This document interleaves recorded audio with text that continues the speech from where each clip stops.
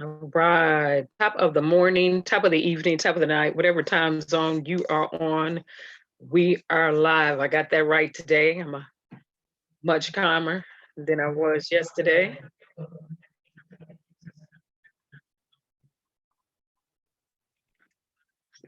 Let me test this out a little bit.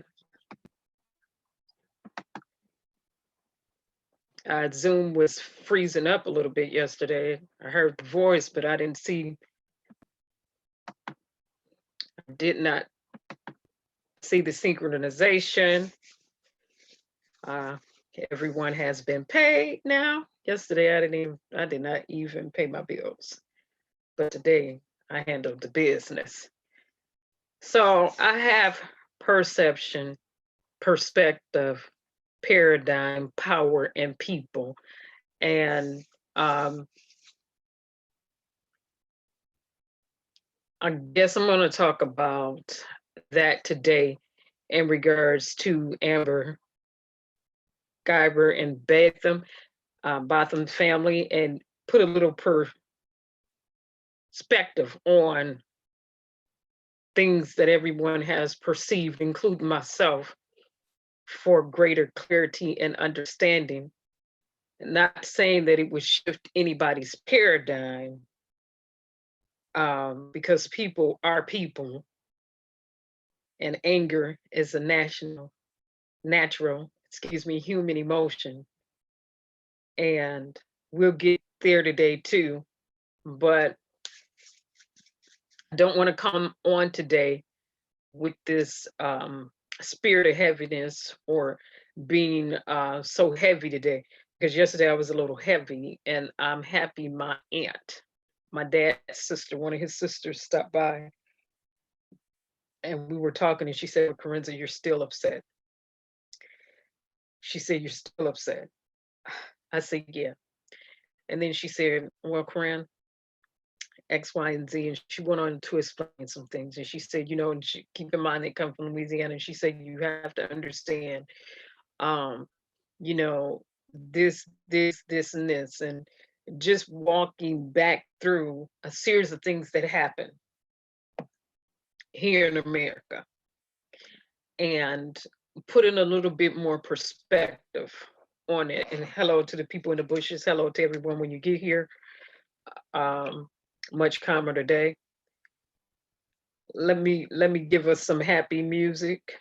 A little bit of different music today, and after way different.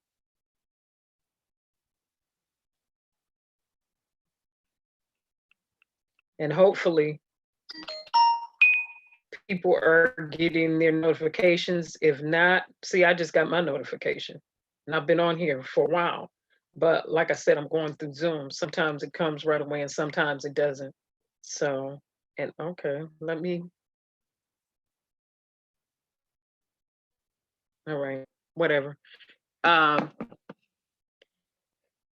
know how I do, whether people are showing up in the feed or not, I'm going to keep it moving, because you can always play it back. You can pull it back. You can do a playback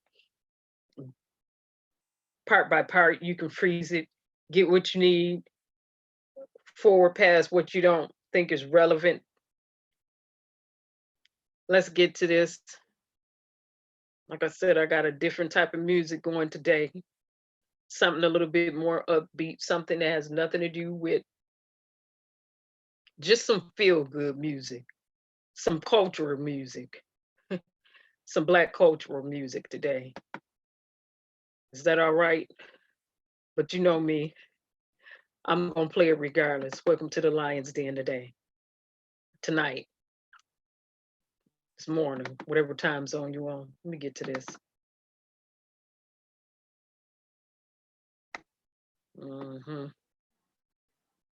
Disclaimer.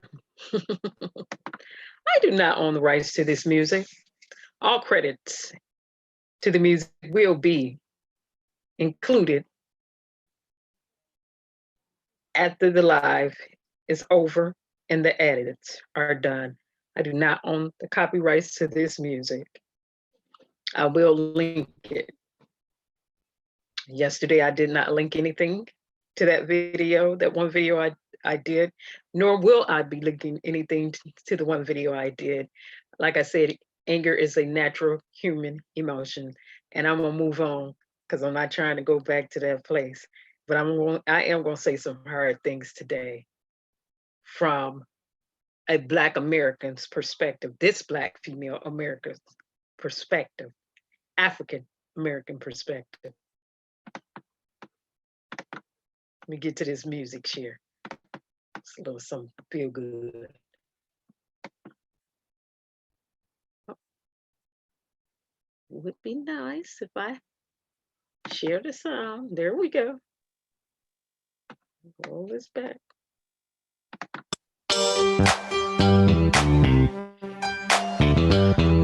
That's what I feel like hearing today, so this is what I'm playing today. Something a little bit upbeat.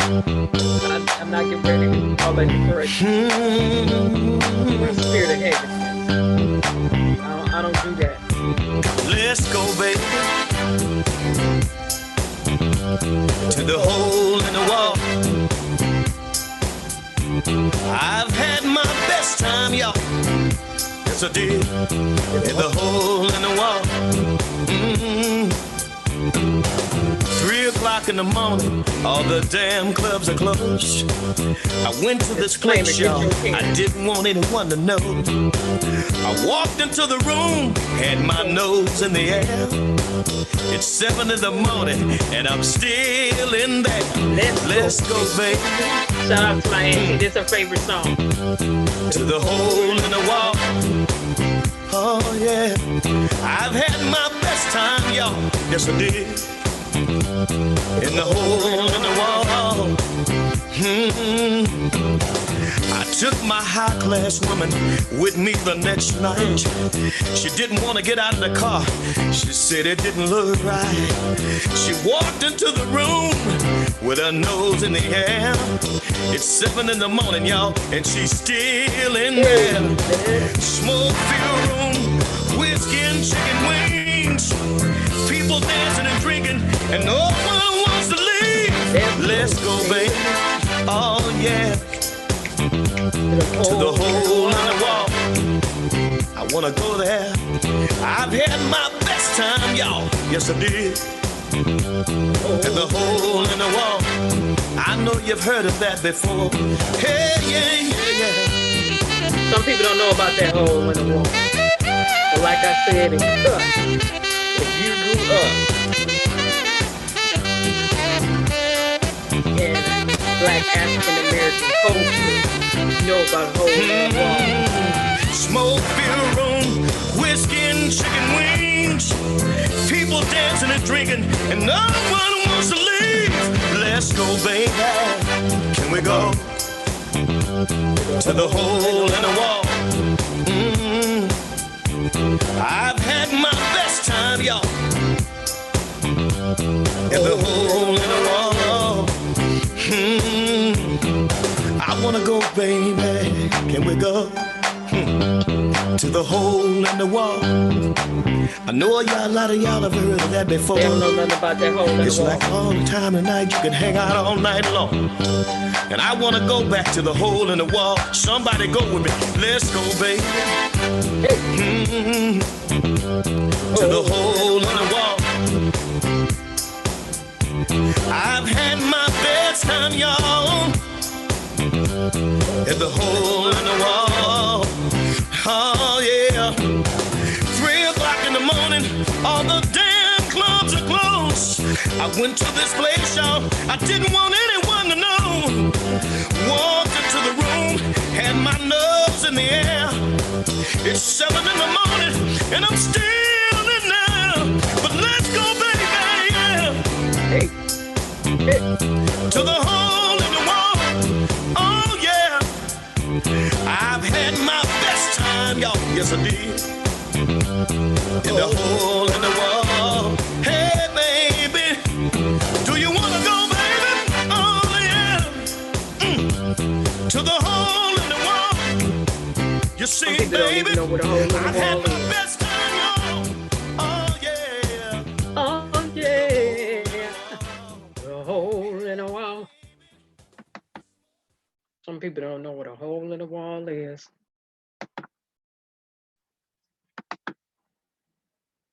Once again, I did not own the copyrights to that music. I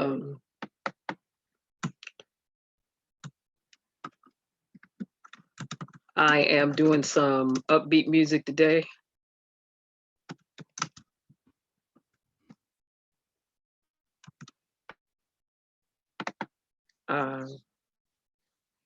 No depression over here. Definitely no depression. I don't.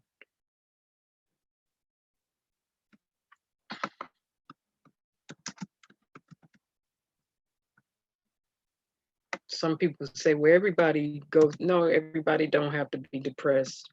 You can allow a heaviness to come upon you. Or you can disallow heaviness to come upon you.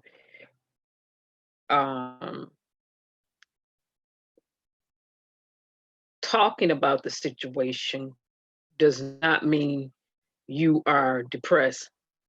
But I'm gonna give one more song.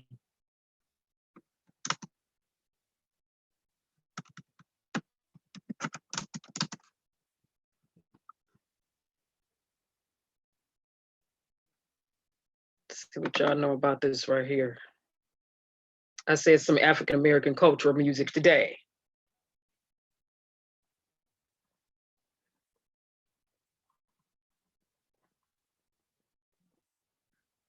Some people don't know nothing about this.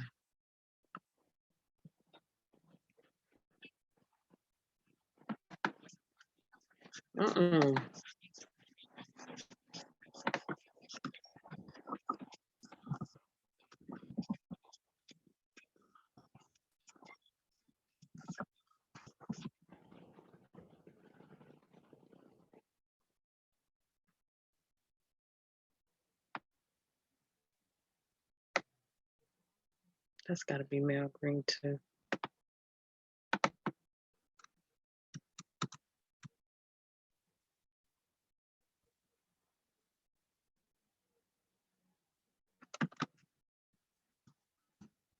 And when we talk about perspective today, I am going to show what Jean Bantam mother said after a series of events occurred. And perception is extremely interesting. So is perspective. And I will say this before I get to the next song. What I failed to hear throughout the whole entire trial was an acknowledgement from Amber Guyger that she ever did anything wrong. Clearly, it was murder. Not only was it murder, it was first-degree murder. And it can be something a bit perplexing if you let it be about a failure to acknowledge wrongdoing and justify such heinous actions. See, going back and looking at certain instances, I said, you know, she never acknowledged that she was wrong. And so it would be interesting if they go through appeals court to appeal the decision of her really going to serve 5 years and be up for probation and parole. So this is going to be really interesting to see if they appeal. It's going to be interesting because an appeal to me means, like I said, it was never an admission from her perspective that she murdered somebody. It was, oh, it was a mistake. No, you don't mistakenly shoot somebody in the heart. And people were asking why, and I'm still looking for the other song in the background. People were asking why, how did she get in? How did she even get into his apartment. Well, according to the apartment, his door needed to be fixed. The apartment complex was made aware of that. So that puts more perspective on why his door was ajar. But we'll get off into that. Like I said, let me find my other song.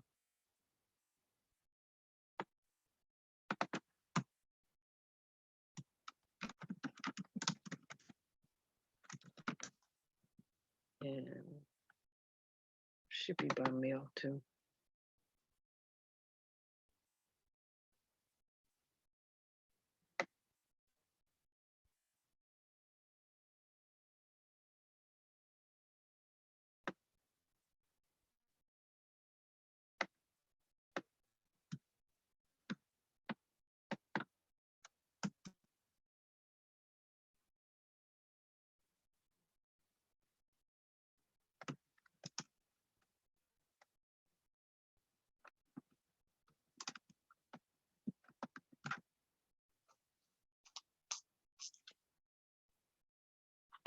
Okay, here we go.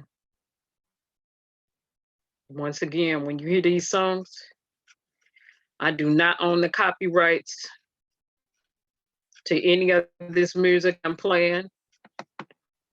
Credits will be in the description and link after the live is over and the video has been edited. African American culture music. Here we go. A lot of people know about this. Keep in mind, we in the economic downturn and recession. So I'm gonna need y'all. I got all these bill collectors calling me, saying we need a payment and we need it for free.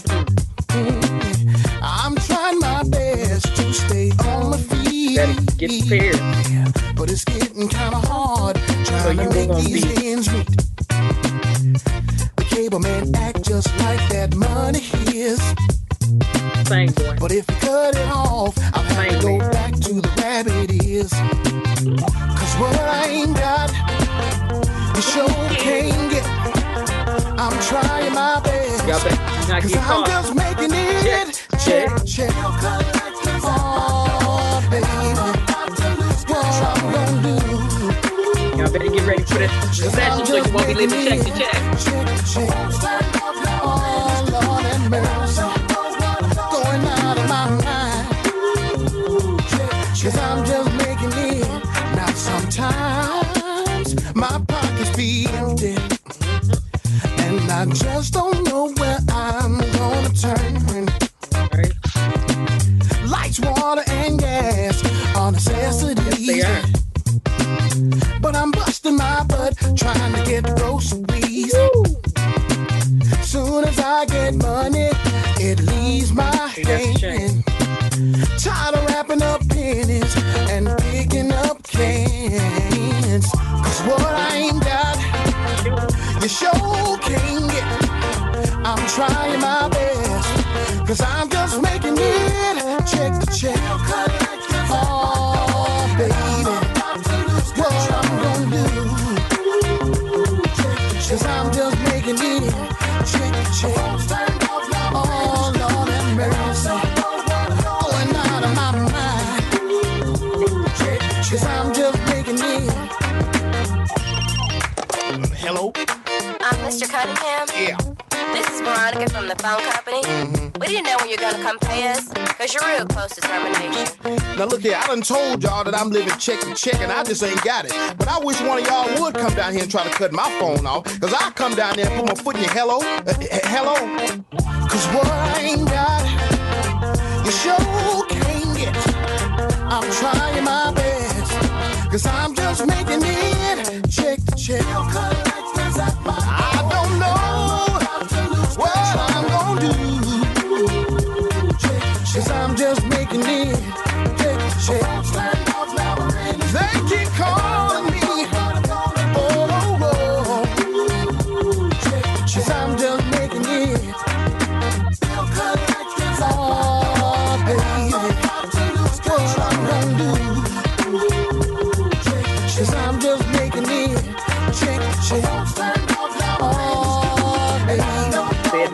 going out of my mind. Cause I'm just making it check. I ain't got no money and my bills are due. Cause I'm just making it check. Let me hold $5. I'll get it back to you. Cause I'm just making it check. Playing your song, Omar. Kick that guitar, boy. Man, that guitar, man.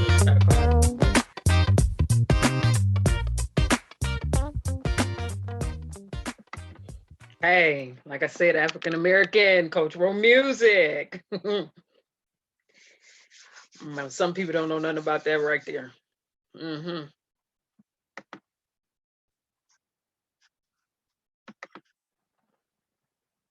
All right, so let me get to this. Once again, in regards to the trial, and I would like to remind everybody, we're on the precipice of an economic downturn. Now, I played that song Check to Check, and I've been saying, get your stuff together and get it in order so you won't be living check to check. If you live in check to check, you can look up, you can get yourself out of that situation. I did have a licensed professional financial advisor, as well as not just a financial advisor, but that was in a private live, by invite only. That's still on private. Not just a financial advisor, but licensed to sell stocks and bonds and things like that, who deal with multimillionaires' money. So he's vetted. He's been very much vetted. Someone who is not in debt.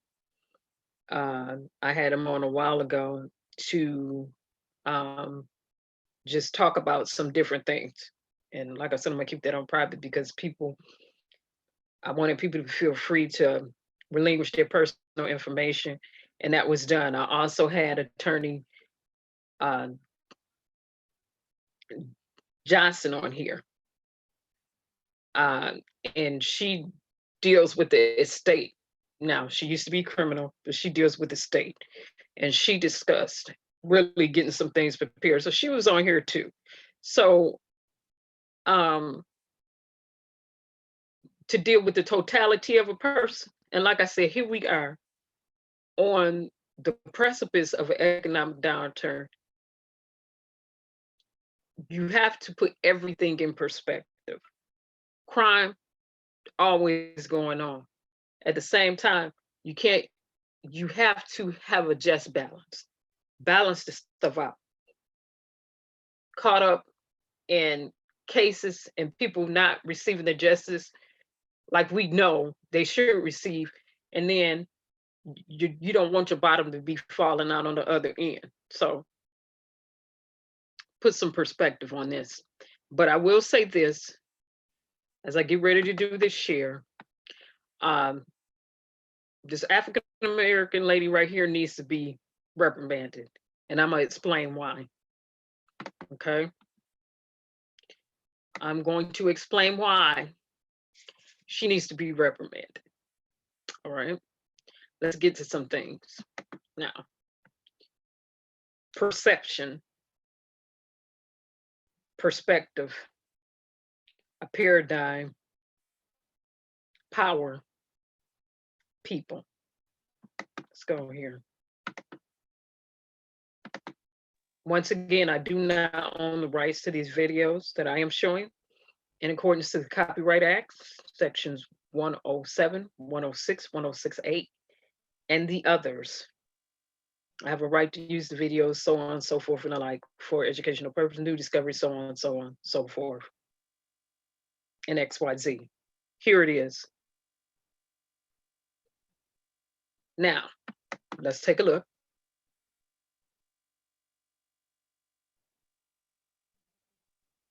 Almost. Let me roll that. Let me roll that again. Now, let me stop it, and I'll play it one more time. Let me pull it back. Let me play it back. Okay. She is an officer consoling Amber Guyger on duty. The reason she should be reprimanded is because, as an officer, you're supposed to stay neutral. The sentencing, when she did that, had not been handed down.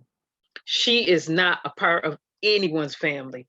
You're supposed to stay completely, absolutely, totally neutral. You're not supposed to do that on the clock at that time.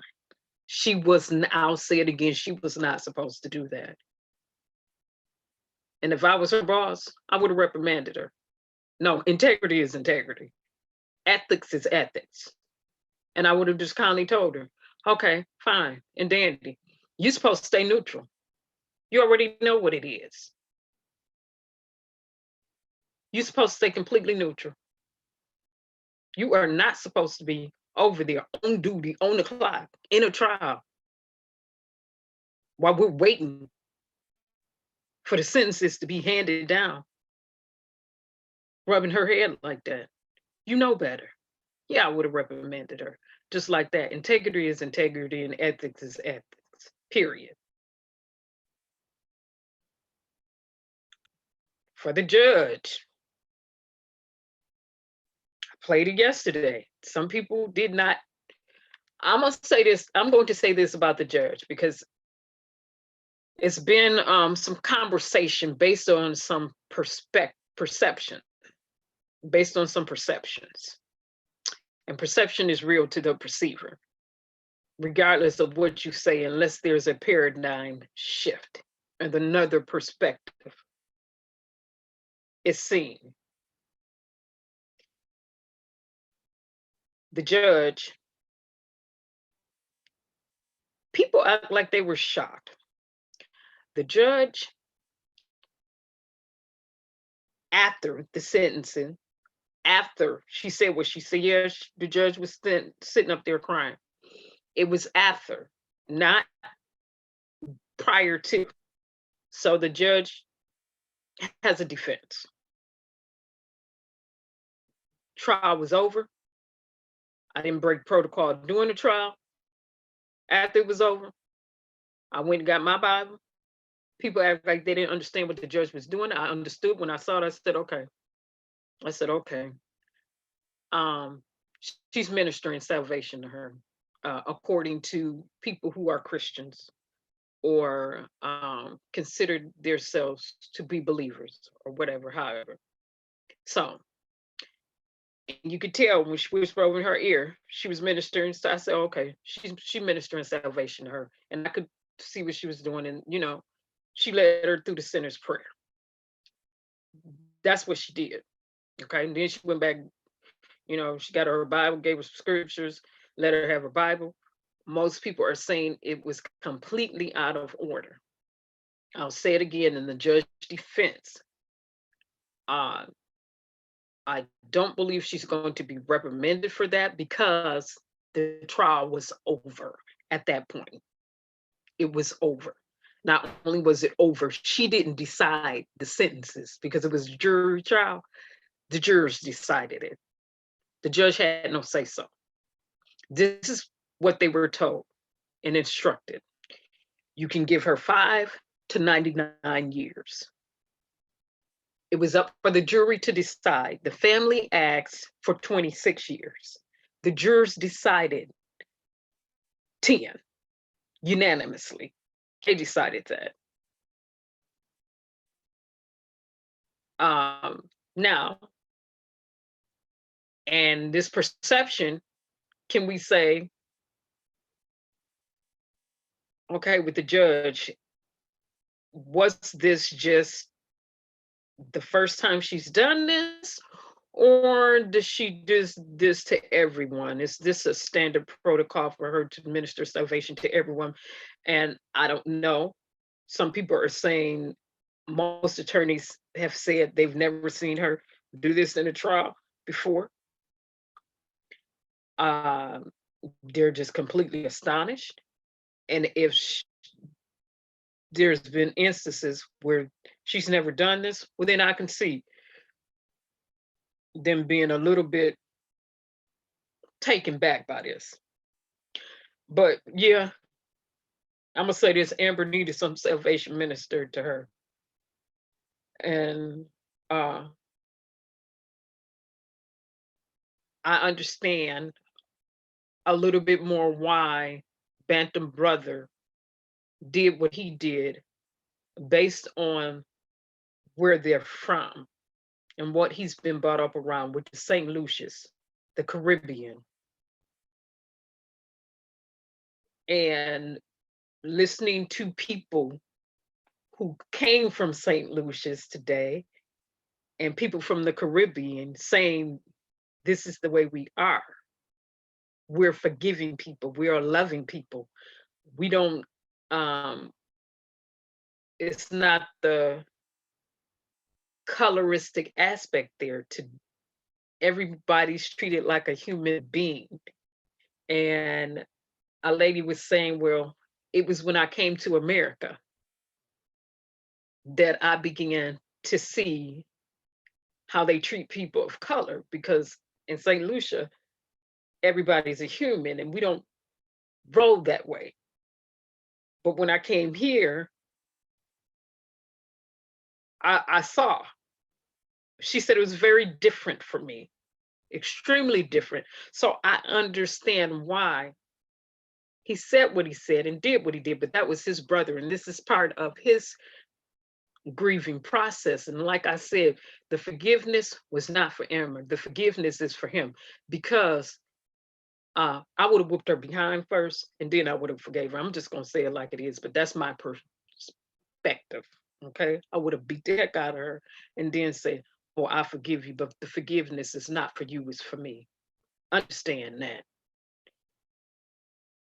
But that's not the way he was brought up. That's not what he was brought up into. And like everybody from St. Lucia's was saying when they were calling in or just making their comments, they were saying, you have to understand, we have always been treated like humans, and our history is not the African American history that you all have here. That we went through some things, but it wasn't like this that y'all went through. And so the St. Lucians are a forgiving people. So I began to understand, getting a different perspective on why what happened. But hey, lovely, how you doing?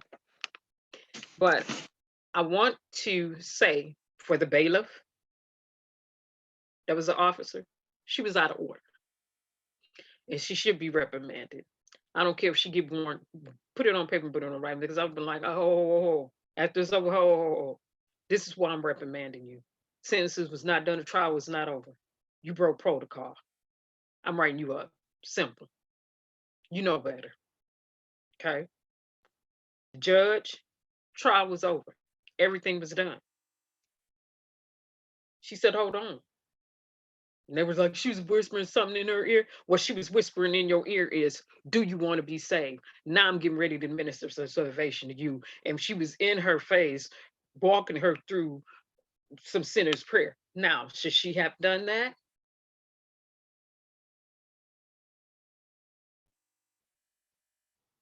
Probably not. She probably should have waited till later. Also, Amber should have been cuffed. She should have been in handcuffs after that sentence ran. She should have been cuffed up after the sentences ran down. So all this hugging and stuff carrying on without her being in handcuffs, that should have never taken place after the trial was over, after the sentences were given. She should have been cuffed, okay? So I'm gonna say that too. Now, but from the perspective of everything being over, I can see why the judge was in her mind doing nothing wrong, especially coming from what she believes. Okay, perspective. So let's put it in perspective. She's not stupid enough to do that on the clock without the trial being over, because that would have jeopardized the entire trial. And I'll say it again for the people who don't get it. The judge did not decide the fate of Amber. The purpose of having a jury trial is the jurors get to decide, not the judge. When it's a not juror present and the judge gets to decide, well, then the judge gets to decide. She didn't decide, the jurors decided. So for people to come with these narratives who did not watch the entire trial play out live in real time, stop it. The information is there. Simply go back and watch it. Do I agree with her giving Amber a hug? No. Do I agree with her minister salvation to her? Yes. Telling her she's gonna burn in the lake of fire, she don't get herself together? Yes, I do.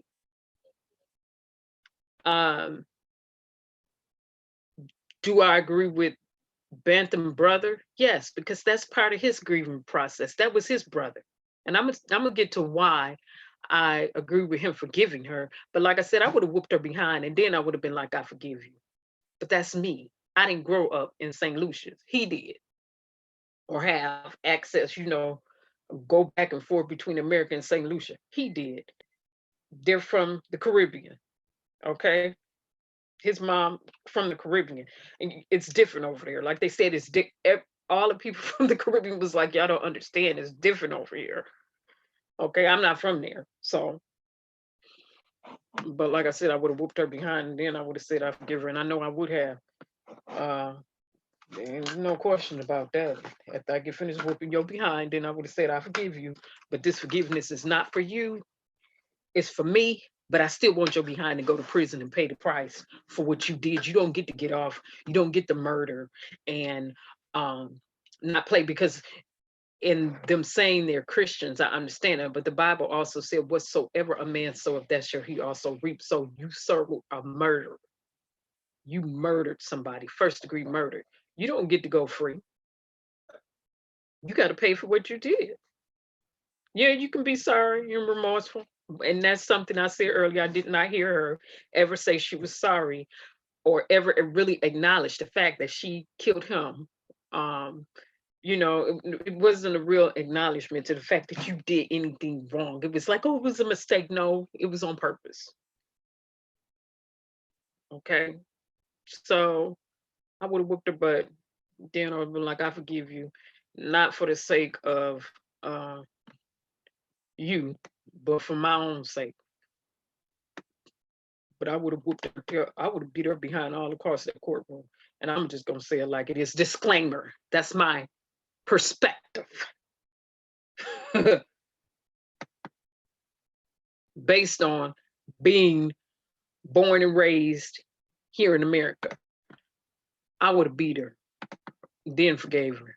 Yeah, I'm right after I whoop your butt through the courtroom. Then I forgive you. But hands would have been thrown.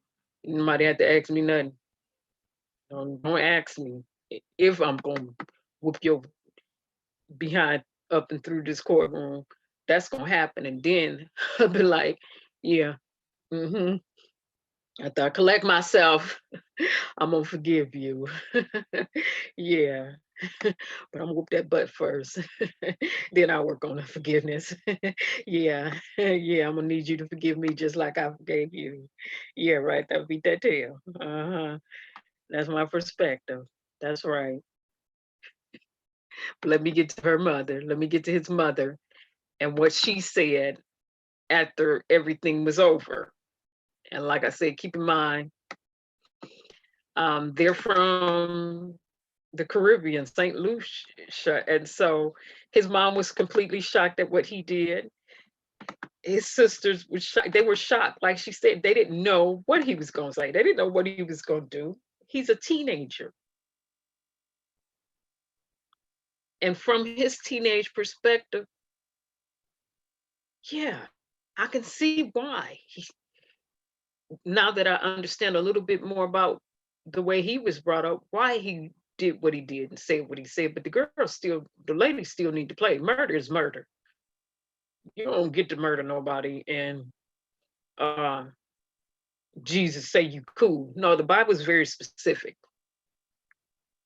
about evildoers, really specific. Like I said, as a matter of fact, God said, when you shed innocent blood, he hates you. He said, not only do he hate you, he said, you don't even have to shed no innocent blood. Your feet can just be swift to run to do something evil to somebody innocent. And I hate you.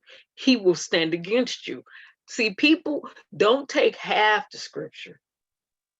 Take all of it and put that in perspective.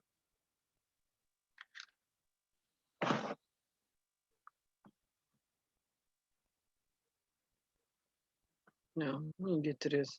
This is what his mom had to say. Mom, is that it? Okay, Botham Jean's mom.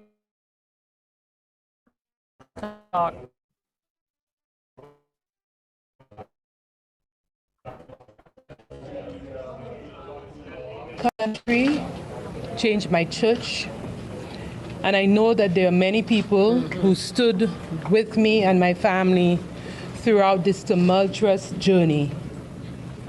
Yesterday, we saw the conviction of Amber Guyger, and today we heard the sentence of 10 years in prison. That 10 years in prison is 10 years for her reflection and for her to change her life. But there is much more to be done by the city of Dallas. The corruption that we saw during this process must stop. And it must stop for you. Because after now, I leave Dallas, but you live in Dallas. And it must stop for everyone. And of a that we saw this is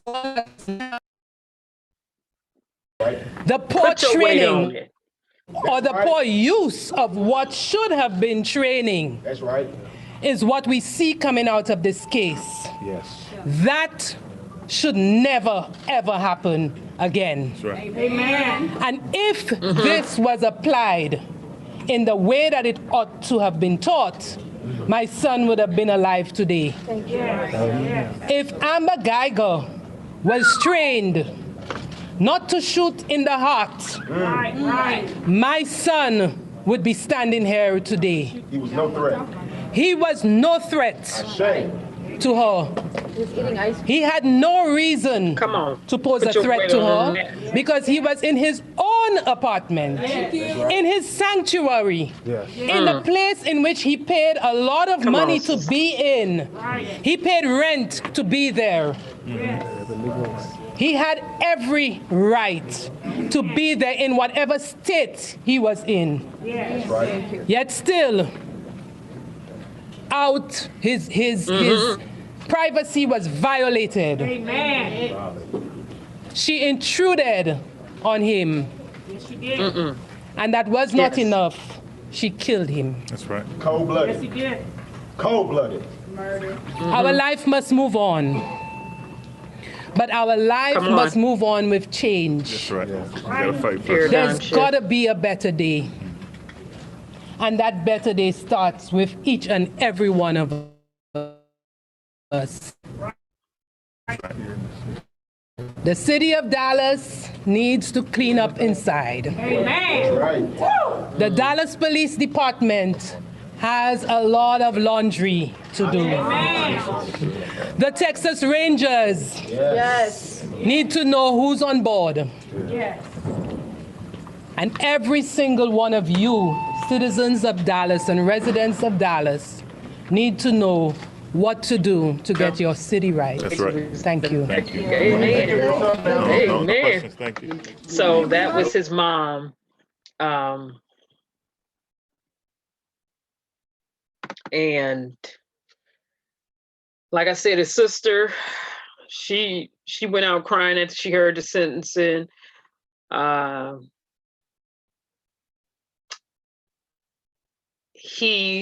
Yesterday I played it. So you see where his parents are standing. Like, no, she needed more time. And they are leaving, going back to the Caribbean. And their perspective is we want to get as far away from, well, we want to get away from here. We want to get away from here. We don't want to be in the state where the incident occurred and where he heard it. We don't want to be in a place of pain for us, or a place that represents a point of pain for us to relive that over and over again, to have something so precious taken and snatched and stripped away. So I understand them getting out. Also, I want to get to the point where I was saying before. Perception. I understand why the brother said he forgave her. Now, does she need to be sentenced accordingly for first-degree murder? Yes. Does it need to be played out? Yes. Does she need to serve the full sentence? Yes. And I'm not talking 10 years. I'm talking about more than 10 years. I don't care if she's a police officer. To me, police officers should serve longer sentences because they swear in to uphold the law. So you need a longer sentence. You know better. You know better. You know better. You know better. So in that regards, she needs to serve out the fullness of time plus some.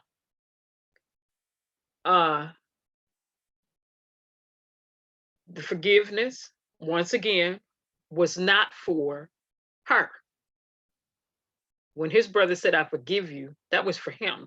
Because let me say something, how a murderer is formed in one degree, or how a serial killer is formed in one degree or fashion, could be just like this. Everybody you see from this point becomes every blonde woman, every European blonde woman you see with her eye color, her blonde hair color, becomes Amber Guyger in your mind if he doesn't forgive her.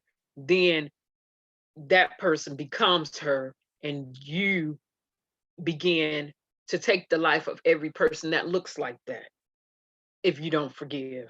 You can get to that point. That's how murderers, serial murderers, can be formed. If you understand what I'm saying. Then, like I said, every time in your mind you see a person like that, you begin to deflect off the fact that that person didn't take your family member's life, that the other person did. But in your vengeance or your payback, you begin to take everybody's life that looks like that. It can get to that point. People have said that. Then you get off into the stock, and then you get off into the other stuff. That's too much to carry. That's too much to bear. So the forgiveness, it wasn't for her. It was for him. So he didn't snap. However, disclaimer, like I mentioned before, I would have whooped her behind up in that courtroom. Then I would have forgave her. Hey, Fly, how you doing? Hey, Fly. Yeah, I would have whooped her behind up in there. Then I would have forgave her. Okay? Just like that. I'm gonna beat your behind first. I'm gonna settle myself, collect myself. Then I forgive you. But I'm gonna whoop your tail. Then you ain't got to worry. Don't you got to worry about that. And after I get finished beating your behind, then I'll ask the Lord to forgive me. Then I'll forgive you, and then we can move on. But I grew up in America. Like I said, I would have whooped her butt, then forgave her. It is what it is. I didn't grow up in St. Lucia. All the St. Lucian people, like I said, was calling in with their perspective saying, we are a loving people. We are a compassionate people. We are a people to where that's normal for us to do. I didn't grow up in the Caribbean. I grew up in America,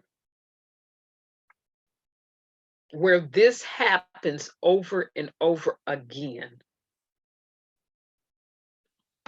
Let's get to perception.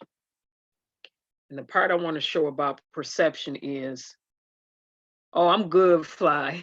The part I want to show about perception is the definition we'll go for is probably the last one. Let me do a share and explain. Okay. Perception, the noun, is the third one down. A way of regarding, understanding, or interpreting something from a mental impression. Perception, from a mental perspective or perception, is the way that you interpret things mentally. Is your outlook on things from your psychological perspective, your philosophies, perception. Like I said, perception. My perception was a little different, but in perceiving what I saw, I know the bailiff was out of order and should be reprimanded because the case wasn't over. The trial wasn't over when she started rubbing her hair. You can't do that. That's out of order. That's a breaking protocol and decorum. I would have reprimanded her for that. So she perceived that she can go over to somebody who been convicted of murder and console her. That's out of order. Hand her some tissue and move on. That's fine, but to do all of that, now you're looking biased. Whether you were or not, that's what you look like because you broke protocol. You knew you should not have been touching or consoling anybody until after the trial. Now you painted a perception for everybody to have a perspective about you. But like I said, she was out of order, breaking protocol.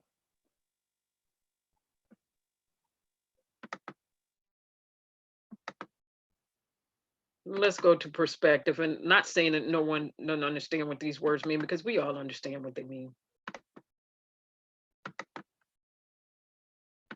Perspective. And I'm going for number 2. A particular attitude towards or way of regarding something or a point of view. My perspective, the way that I view this, a point of view. Perception, the way that I perceive something based on how I process information mentally, psychologically. Perspective is my attitude, my regard, my point of view about a specific thing. Now, in this case, we see, let me straighten this out a little, excuse me, why he did what he did, but for everybody else, we like, what you doing? Sister needs to be reprimanded. Why did she perceive that she could go over and console her and you on your job? What, you breaking protocol, Bailiff. That's out of order. That's out of order. Is this a pattern? Is this a behavior? Have you done this with everyone? On the end, like I said, the judge waited to, even though the judge waited till everything was over. And she went down there and she ministered salvation to her and led her through, quote unquote, what some deem as the sinner's prayer, gave her her Bible and gave her some scripture. I guess I'm thinking, and the judge was crying too, my perception is, was she just like, this is so jacked up to this lady, there's no way in the world she knows she's wrong. Or was it like a, oh, it was a mistake, you know, because everybody's questioning her character. And like I said before, because everything was over, so she could have gone down and do what she did. She's no longer, it's said and done. The sin's been given up, everything's been handed out, it's over, it's done. But Amber should have been handcuffed, period. So somebody need to be reprimanded for that, to cuff her behind up. The sin's been handed out, cuff her, is already ready, done, click, click, click, click, click, click. Yeah, give all your hugs or do whatever, but she's gonna be cuffed because she's been convicted in first-degree murder. She's a murderer, okay? And so a lot of African-American people was like, they hugging on this convicted murderer. How many Black murderers have they hugged on? How many Black people did they do this way? How many other people did they do this way? Why is she being hugged on? You know, perception, perspective, their perspective. And then the crucifixion of Botham brother, which I don't think should be crucified. He's grieving. And like I said, his process is, let me forgive her, because he can go down a different path, a path of internalization. And then that path can take him on another path of killing a stream of people that look just like her. It's happened before, where people end up in prison and they say, everybody that looked like this person, I took their life, or anybody that had this about them, I just kept, because this happened. And it's a deflection of, you're deflecting off of the person who really did the incident onto someone who did nothing to you. See, so we have to be really careful.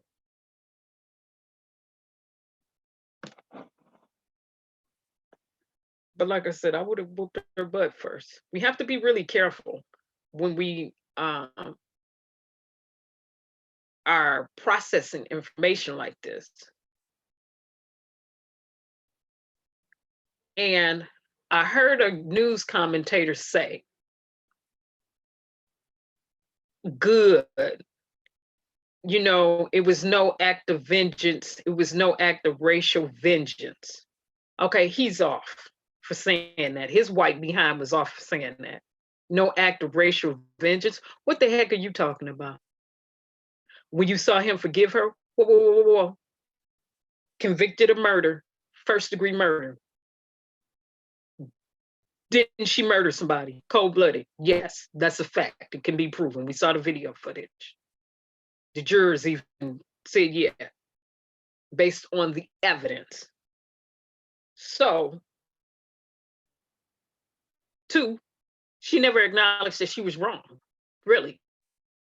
She wanted to play it off as a mistake. No, hun, you wrong. Acknowledge that you're wrong. And then I can talk about forgiving you after I whoop your behind up in this court. But like a disclaimer, that's me. Like I said, I would have whooped her behind based on how I grew up and how I was raised and how my father taught me to love my siblings. And then I would have processed it. Then I would have said, I forgive you, but it's not for you, it's for me. Because I don't want to be off somewhere seeing somebody that looked like you snapping on them because it's something you've done. It's not for you, it's for me. Okay? Because I don't want to carry that in my life. It had nothing to do with you. It has everything to do with me and my well-being. Not for you, but for me. So people need to understand that while they're trying to crucify his brother, that was for him, not for her.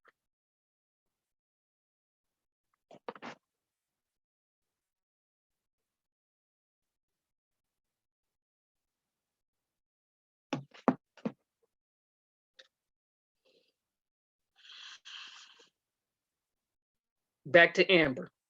Never really acknowledged that she was wrong. It's going to be interesting if she appealed, because that's going to further conclude in her mind, I did nothing wrong. Even though I'm glad she said the sinner prayer. Okay, you said the sinner prayer, but everybody know you got to walk it out. Faith without works is dead. Okay, fine and dandy. And you also need to know, like I said, God is a God of vengeance. He said that. He's a God of vengeance. He's a God of recompense. He will repay you for what you've done. That's in the Bible that they claim they read. All of that is there.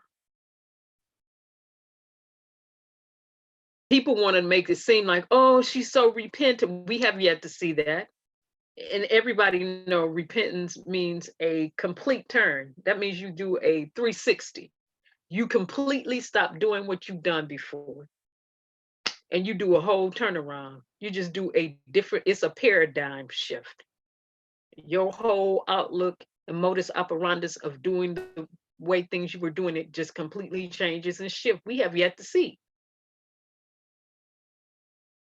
Up to this point, she's given me no reason to believe that she's repentant about anything yet. Sorry that she's still going to prison. The test of time will tell. And the reason I say that is because of her pattern of behavior previously. You shot Botham, 2 days later, you're back on your cell phone, sexting with a married man. That's no integrity. You sleeping with somebody else's husband. And you know he married. You're participating in an adulterous relationship.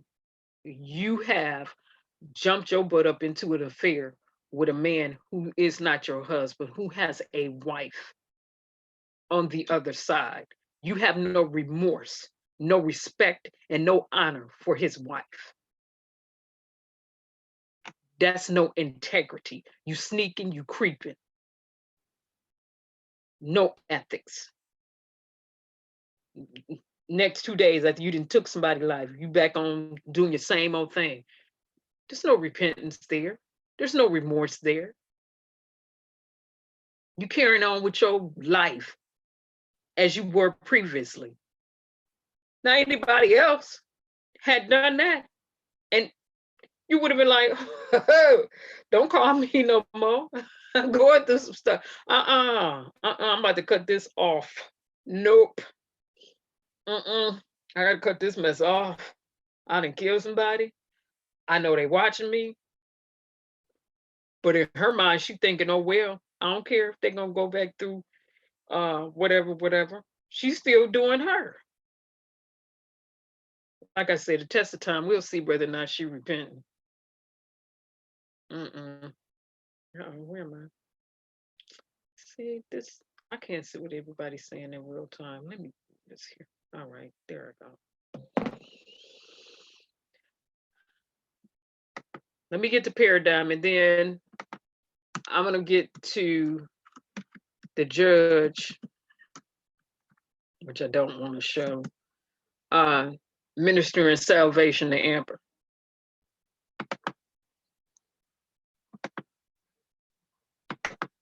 When my aunt came over last night, she did, it wasn't like she talked me down.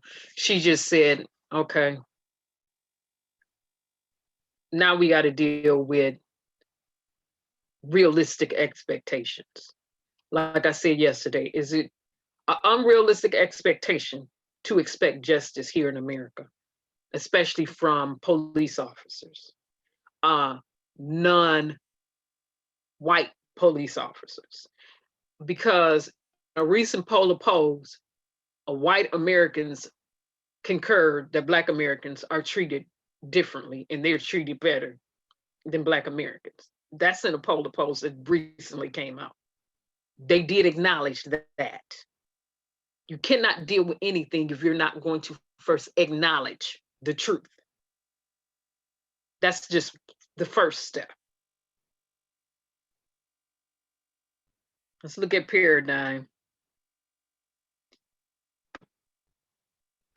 A typical example or pattern of something, a model, the way you do something, a paradigm. It's your pattern, it's your way of doing something.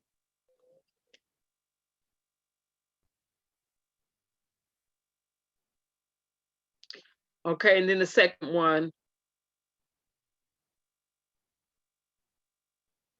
I don't really think I want to use the second one. A set of linguistic items that form mutually exclusive choices in a particular syntax role. No, it's the first one. That has nothing to do. We're talking about a pattern, a paradigm, your pattern, your modus operandi, your way or your method of operating from day to day. So in St. Lucia, their paradigm, their patterns over there, their way and their methods of operating when things like this occur is different from the American way. Okay, like, and people who visit the island of St. Lucia has said they are the most friendliest people in the Caribbean that they have ever seen. And when they visit parts of the Caribbean, they're saying when they go there, they're the friendliest people they have ever encountered. They're just some friendly, nice people. This is just their character. This is just who they are. And from my perspective, being raised American, my ancestors over here encountered some things. So I'm like, what? You know, a pattern of behavior has been perpetuated. And that is Black people being treated unjustly over here. And sentences not being rolled down like they should be on the perpetrators of that behavior and character. She murdered the man. She was wrong. She should be serving. They should have acknowledged the family request, no less than 26 years. They went in there and came out with 10. The family asked for 26. She's a police officer. Why do people over here want to have so much compassion for European American white police officers when they know that they are wrong? Where's that perspective coming from?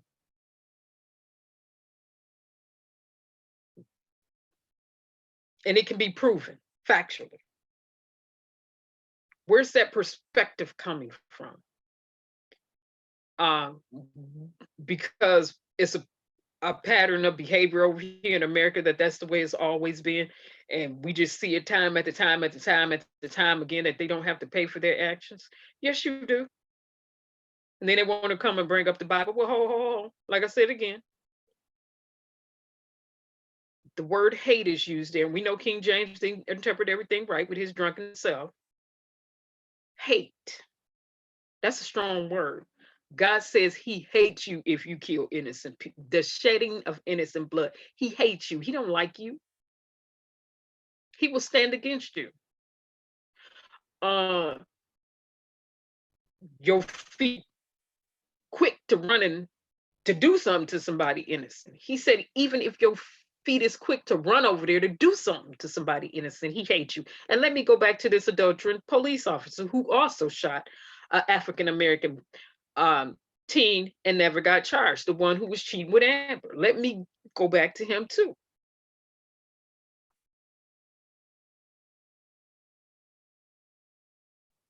God ain't rocking with you either. With your adulterous behind.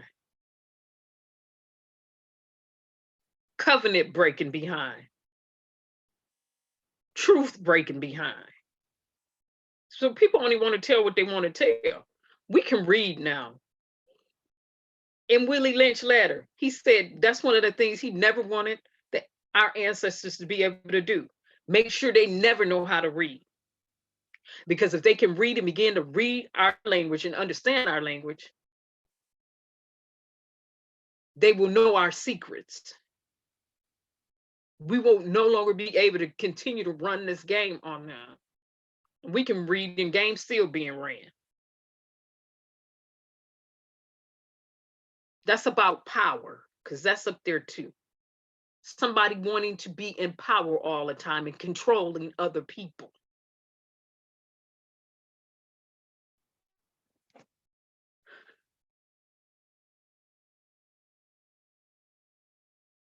Oh, this is how you felt, lovely Shauna? Listen, Fly, if you're not driving around, you want to come up, just let me know. You can drop your email and I will send you the link and you can jump up on here like I said, this is Zoom. I am paying for this, so I can have 100 people up here. I say everybody come on up because I'm trying to get the best utilization out of what my money is going towards. Okay. Yeah, it is safe. Everybody should know how I do. I will block somebody in the chat if they attempt to come across a crazy as somebody up here on the panel. You will get blocked. It is what it is. Oh, you helping your child do homework? That's wonderful. And I like Flat got some awesome videos going up too when she be doing her little trips. That's off topics. I got this camera a little bit too close up in my teeth. Just all up in my teeth. Bring this up some, excuse me. I don't need to be all up in my teeth like that.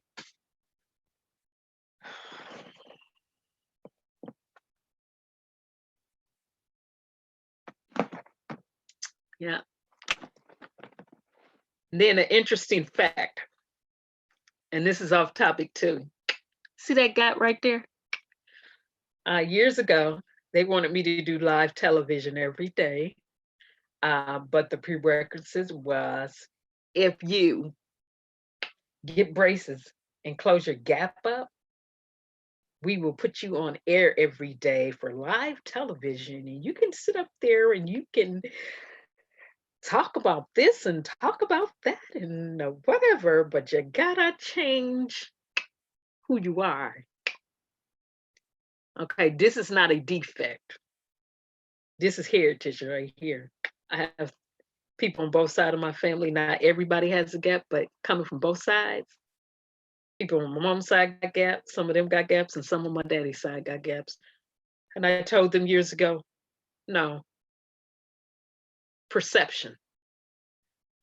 My parents already told me, well, I'm not changing this.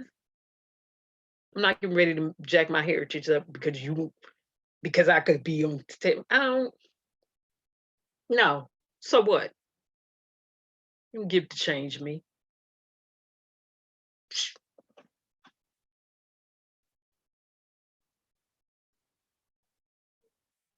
Right. Right. Right, Shauna.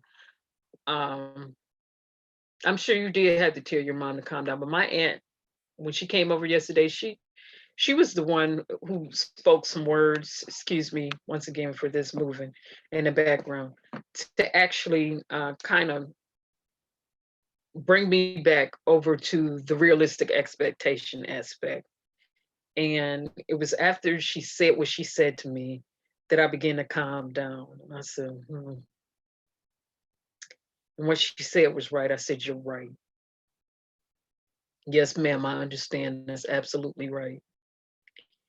And it doesn't make the situation right, but what she said was right. Different perspective.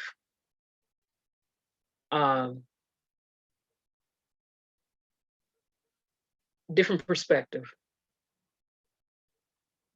We know this is no justification for this. No justification for this.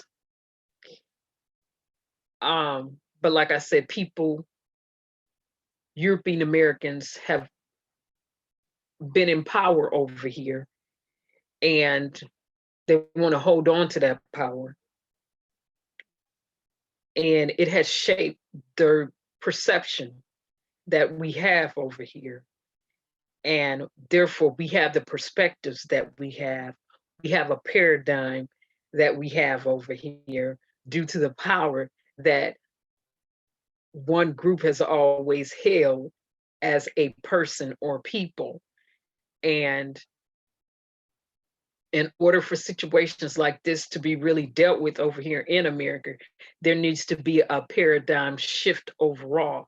Because like I said yesterday, this has been a stronghold in America, and it's nasty and it's ugly. And that's the reality of the situation. It's nasty and it's ugly. And like I said, I heard a whole bunch of different perspectives on people calling in and saying different things. And then this one man called in and said, I understand forgiveness, but understand this at the same time. In that same Bible, it's not just the heaven in there. the Bible that you read, for those who read the Bible. It's also a hell mentioned in there for evildoers. It's not just the heaven aspect, it's the hell aspect. So when the judge, after the trial was over, sentence was done, when she went down and ministered salvation or the gospel, whatever to her, she was doing it from that perspective, like, you evil. If you don't get this together, your tail gonna end up in hell. Okay? Because ain't nothing about what you're doing. No, girl. I don't believe it was the tears that was moving the judge to hug Amber on the end, because like I said, she had ministered salvation to her. And I knew what she was doing because I grew up in church, in a Baptist church, and then merged off from that. I knew what she was doing. I knew what she was doing. News anchors sitting there acting like they were shocked. I said, I know what she's doing. Okay, let's go there. The different types of faiths or religions. I've studied just about all of them, from in college and off to the side, from Buddhism, what they believe, from okay, I don't know who this person is in use. All right, my daughter got it, I guess. Probably somebody calling them with some foolishness. Jehovah's Witnesses, Muslims. I've studied the Amish.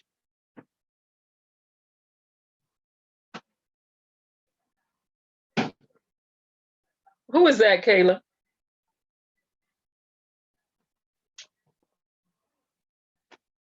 Kayla, yeah. Who is that?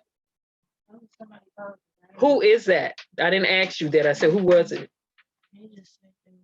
Okay, next time don't do that, because people have been calling here trying to get people information. It's some specific things going on. So next time, ask who it is.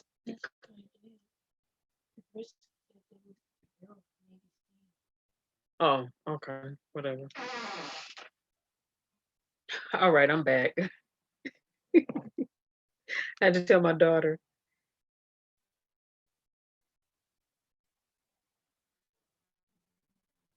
Oh, okay, so Fly, you saying that was more like, I feel sorry for you? Let's watch her and see, because to me, when she was ministering salvation to her, I was looking at her with the finger pointing, and so I didn't see it as that was more like, oh, I feel sorry for you. That was more like, you about to bust hell wide open. And like I said, if the judge is Baptist or Kojic or Church of God in Christ, I already know how they roll. I already know how they roll. It was more like, girl, you're gonna be tormented in a lake of fire. Girl, John 3:16. Now, let me pull up John 3:16 before I pull this judge up, according to the Christian Bible. The Gospel of John 3:16. As I was saying, I studied different religions. I didn't say I practiced them. I said I studied them.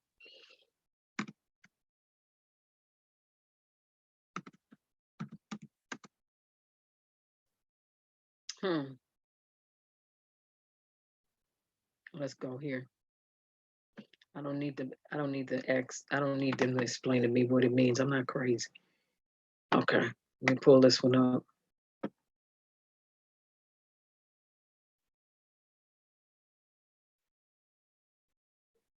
All right. Let's pull up the King James Version, because that's what most people like to get off into. I do different versions when I'm reading Amplified, King James. So Fly, this is what she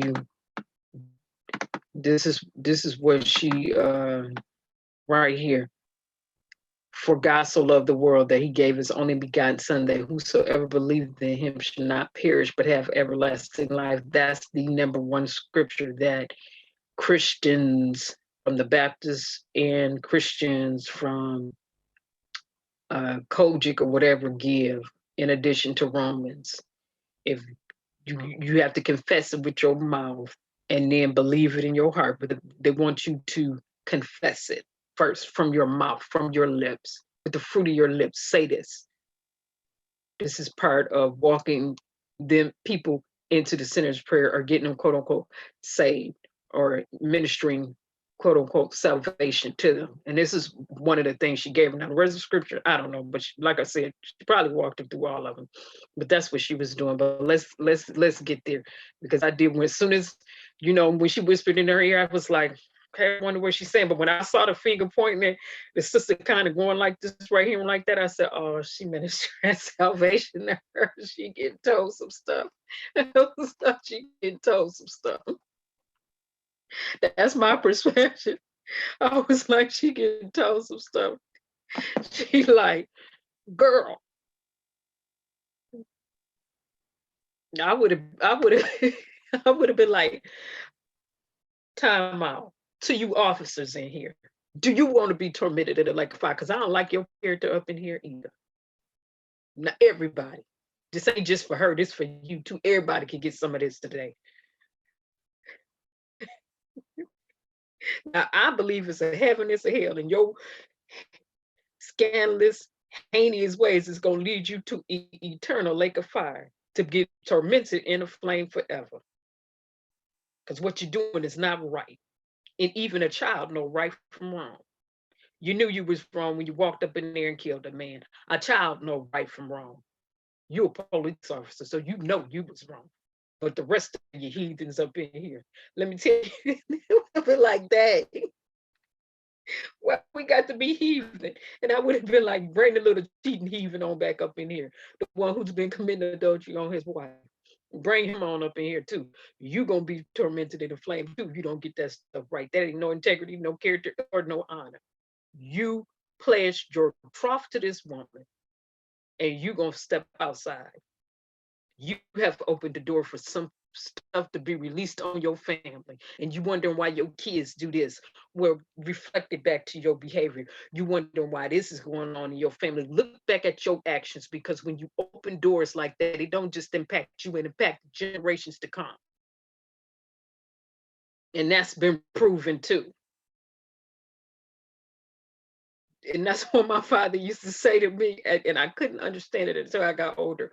What you do does not just impact or affect you, it affects everyone in your household. So when you out there making decisions, it's a whole another dynamic that you need to consider, paradigm, while you're out there. So I need you to get your perception right and have a different perspective on what you're doing before you out there doing stuff. But I still would have whooped Amber behind. I'll say it again, my perspective, I would have beat the dog goofy out of her and then said, I'm whooping you in the name of the Father, the Son, and the Holy Ghost. And then I'm gonna give you in the name of the Father, Son, and the Holy Ghost.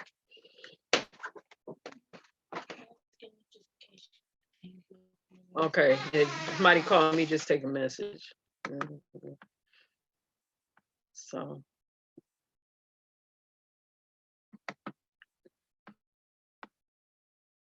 Did I do the share on that scripture? Okay, let me pull up the bailiff. I would have. Not the bailiff, the judge.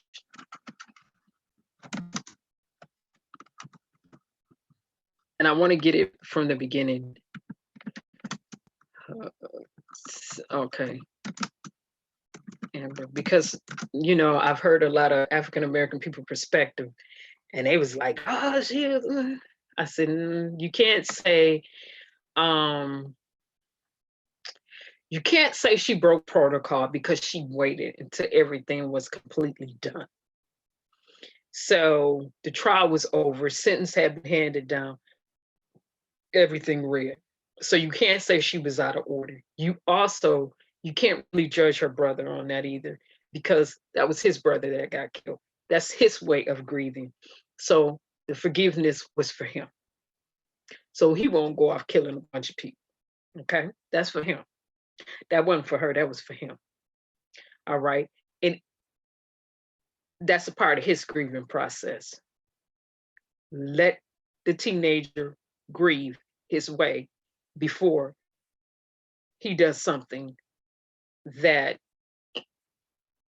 would not be advantageous to his persons and it him up somewhere behind bars. But I would have whooped her, but I'm gonna say that. Been like beat her and then I spoke battery, whatever. I'll do my time for that, but I'm gonna whip her up here today. It's gonna be what it's gonna be. I'll do some time for that.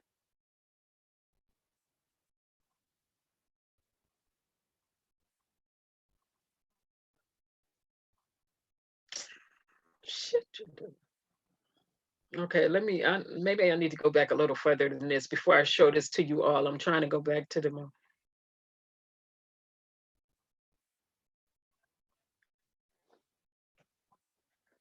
Okay, I don't want it with the commentators in the back. Let me find another one. I don't want to pull my one up from yesterday because that was 4 hours long.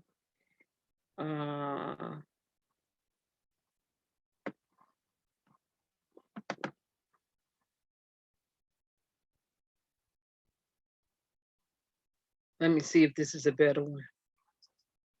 No, this is with commentation too. I don't want to hear all these news anchors in the background running their mouth. I'm gonna tell you that right now.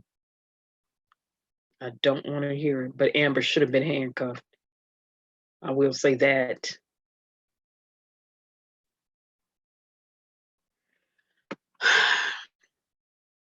And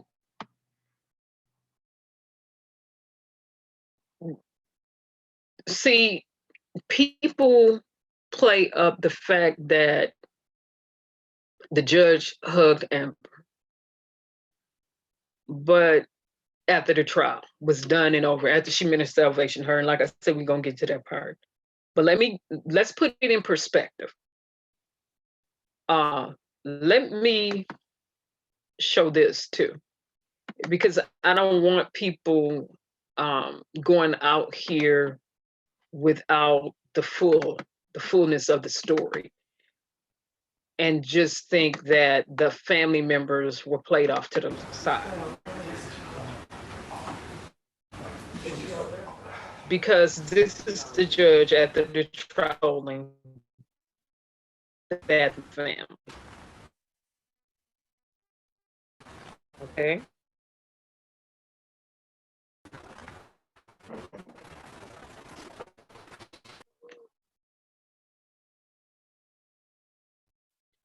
Right, Fly. We would have been. Okay. And see, so that's his father that she's hugging, and that's his mother.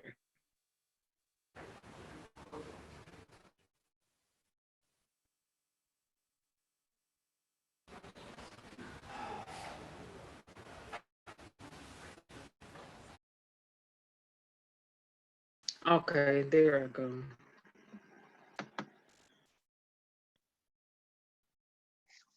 Okay, I'm back. My picture is back up now. Like, sorry. Like, what is going on? Yeah, the dad does look young, but I'm gonna play it back due to the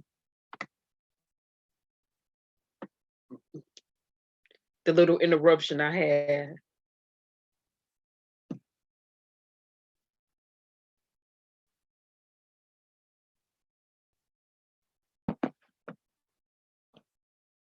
I'm back up now, Fly.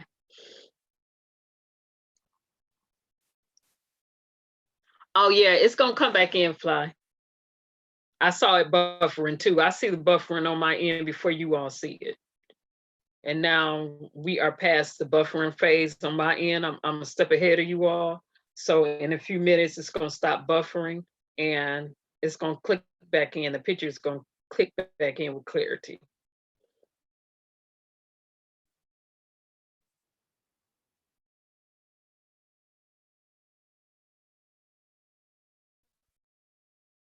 Oh, I'm back to buffering.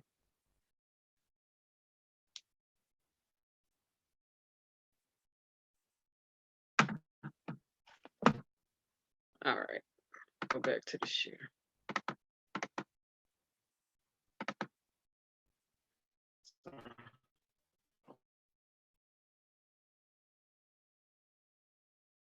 So she's she's hugging.